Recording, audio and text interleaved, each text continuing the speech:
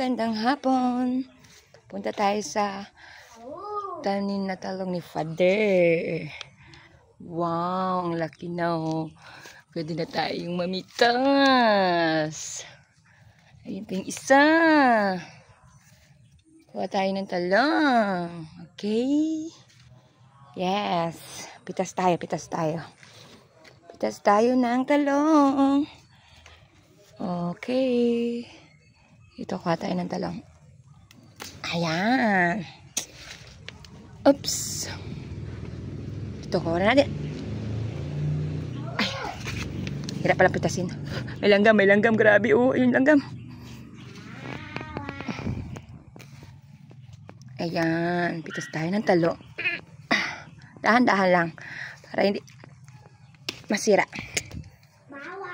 Okay. Sampa. Yun. Ayun pa.